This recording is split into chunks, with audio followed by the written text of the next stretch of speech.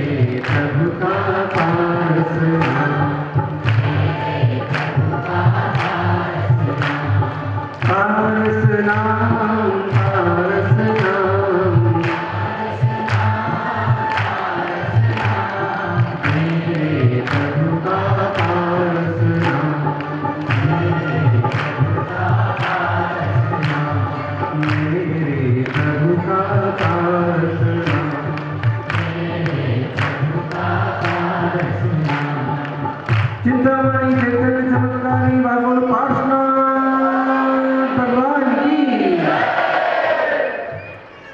जयकारा। जयकारा गुरुदेव का।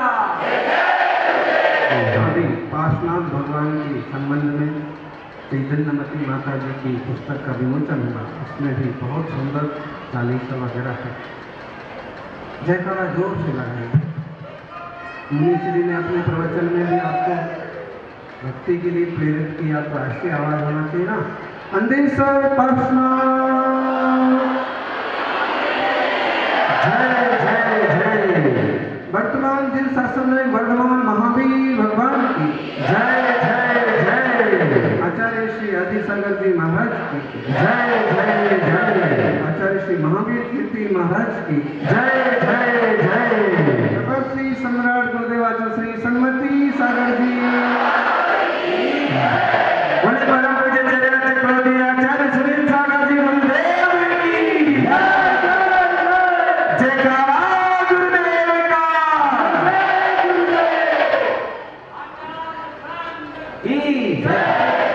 एक छोरस का किया पालना आखा तीज महान जय जय आदिनाथ भगवान जय जय आदिनाथ भगवान। छोरस का किया पालना आखा तीज महान जय जय आदिनाथ भगवान जय जय आदिनाथ भगवान। ऐसा कर उदय में आया भादर मास आहार पाया। ऐसा कर उदय में आया भादर मास आहार पाया। इक्षुरस पापिया स्वामी इक्षुरस निर्दोषी स्वामी ये लो जय जय आदिनाथ भगवान जय जय आदिनाथ भगवान। आदिनाथ भगवान की जय। तुभ्यं नमस्ते लोकनाथ हराय नाथ। तुभ्यं नमः सिद्धतराय मधुसूदनाय। तुभ्यं नमः त्रिजगतः परमेश्वराय। तुभ्यं नमो जीवो सतिसो। एक मंत्र जो मानपत्र स्वामी ने अपने वक्तामृत के 26वें काव्य में लिखा और शुरू की 4 लाइनें आखा तीज महान हो गया। दुनिया के किसी कोने में चले जाओ, भारत के किसी कोने में चले जाओ, आज के दिन कोई मुहूर्त पूछता नहीं है। यूं शादियां हो जाती हैं, यूं गृह प्रवेश हो जाते हैं, यूं पंच कल्याण प्रतिष्ठा हो जाती है। ऐसा कोई दिन हो सकता है कि जिसके लिए कोई मुहूर्त ही ना पूछे? गजब की बात है। आदिनाथ भगवान ने जिस दिन अंजलि भर इच्छु का रस ले लिया, वो दिन इतना पवित्र हो गया कि सदियों के बाद आज तक याद। उनका अंजलि भर यूज इक्षु रस ले लेना पूजा के लिए हो गया, और हम रोज तगारा भर भर के पीते हैं, हमें कोई किसी भाव नहीं पूछता। मानो सुबह से कितने बार इक्षु रस पी चुके हैं, उसमें भी मुफ्त में गाड़ी लगी हुई है, मुफ्त के बाद फिर दिल्ली ले रहा हूं। ध्यान रखना, भले हमें एक व्यवस्था की है कि सब लोग पियो, भले एक व्यवस्था की है सब लोग भोजन करो, लेकिन अगर मुफ्त माल दिले बेरहम किया ना तो बेरहमी से ही भोगना पड़ेगा। पूरी पकौड़ी चाट मसाले ये मुफ्त के हो सकते हैं, पेट मुफ्त का कहना यही चाह रहे हैं कि जो लोग अगर ऐसी वस्तु मिलती है और जैसे तैसे खाते हैं, जितना चाहे फेंकते हैं, गलत है। किसी महोत्सव में, किसी उत्सव में, किसी आमंत्रण में जाते हो तो खाना दाना भी नहीं छोड़ना।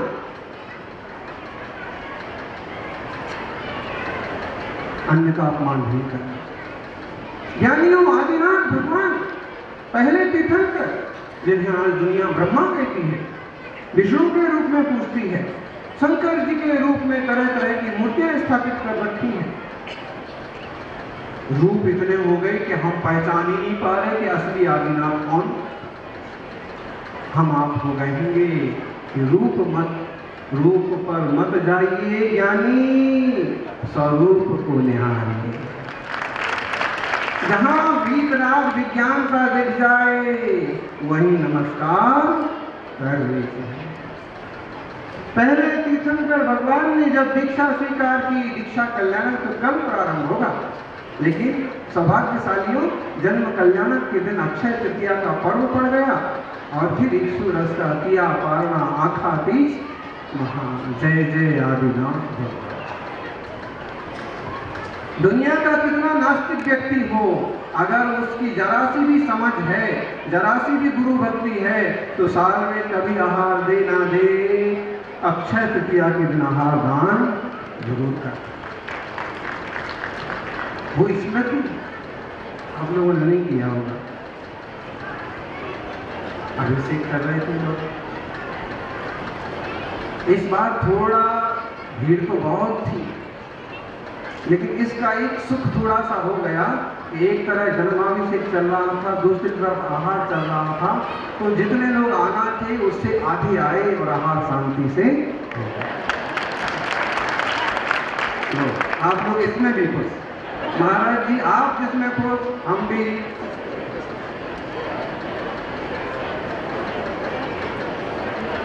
फिर भी जो चतुर होते हैं ना, वहाँ जल्दी से घुस करके एक कलश भगवान को भी डाल आए और यहाँ सौदा बदल करके एक कलश मुनिराज को इक्षु रस का आहार भी। हाँ, और चतुर लोगों में लोग तो कम होते हैं, पुरुष तो कम होते हैं। अब इसके आगे तो बोलने की जरूरत नहीं है। माँ जितनी समझदार होती है, परिवार उतने अच्छे ढंग से चलता। अब हम उसको चतुराई कहें, धर्म ध्यान उतने बढ़िया ढंग से चलता है।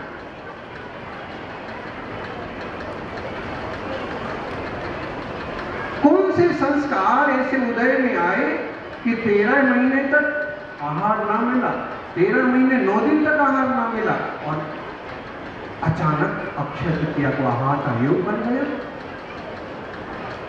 महापुराण में लिखते हैं कि अंतराय तो इसलिए पड़ गया कि जब राजा आदिनाथ खेती करना सिखा रहे थे लोगों को, तो कहा कि बैल के मुंह में मुस्सिका बांध दिया करो तो ये तुम्हारी फसल नहीं खा पाएंगे, तुम्हारा खेत नष्ट नहीं कर पाएंगे।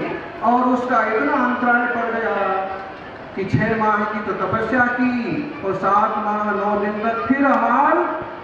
कितने दिन आहार नहीं मिला स्वामी जी?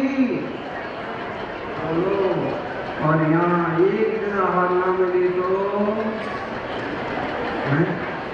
अब हर कोई तपस्वी सम्राट तो नहीं हो सकता ना कि गर्मी के दिन हो तो फिर उपवास करना तो करना।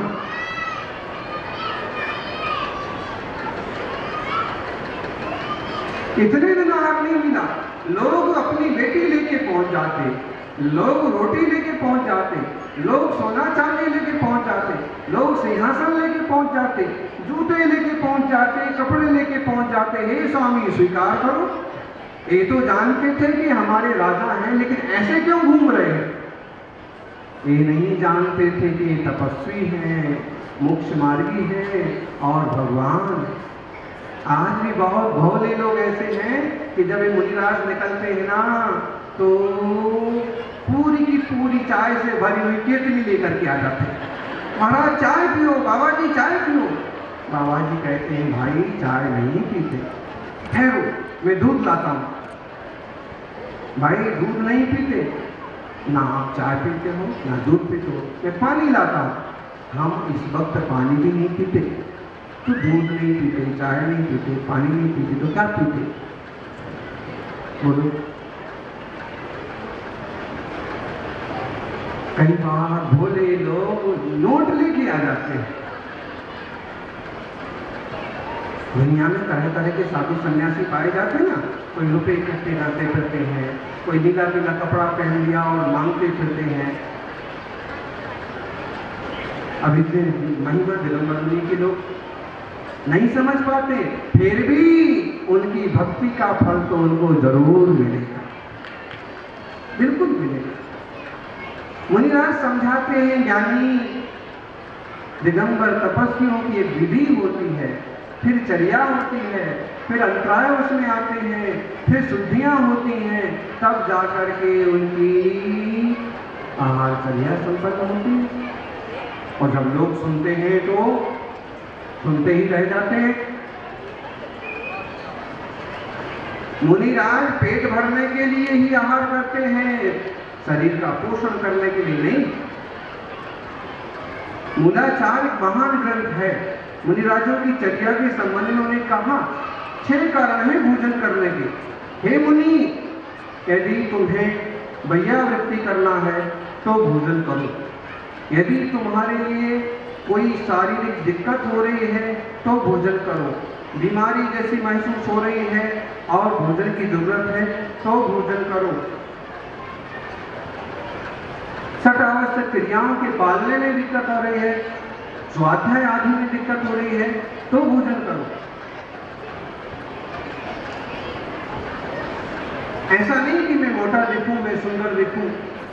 सुंदर दिखने के नाम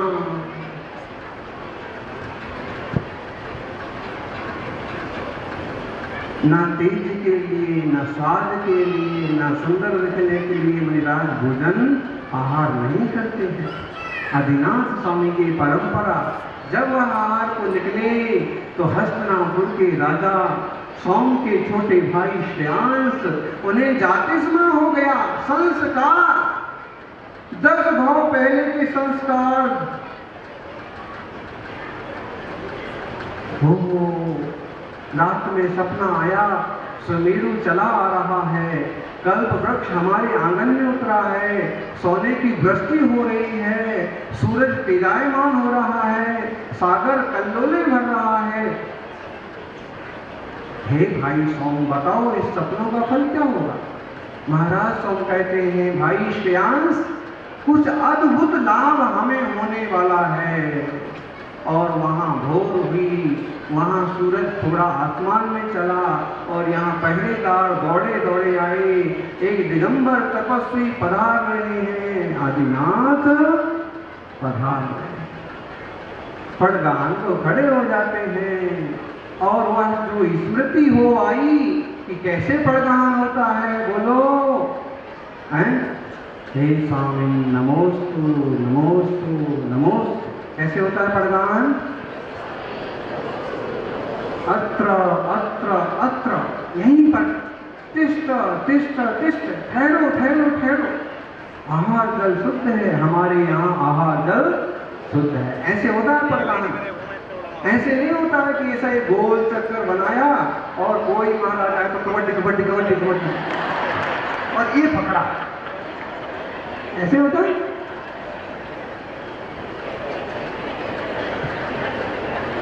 ऐसे नहीं, ऐसे पड़गाहन नहीं होता है।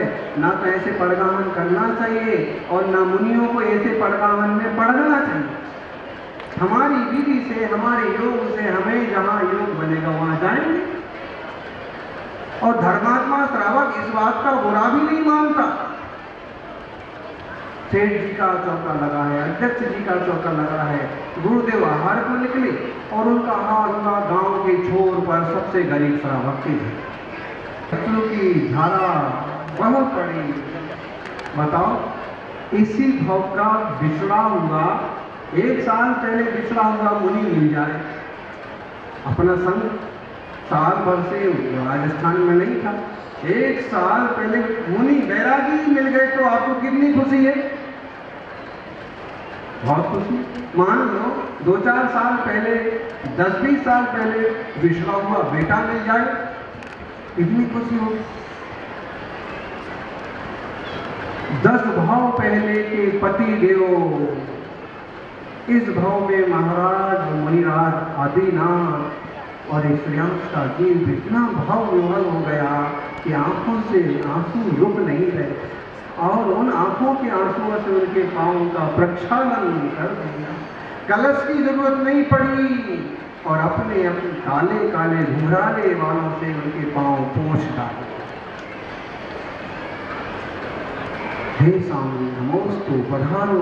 और फिर इच्छु रस का किया पारणा,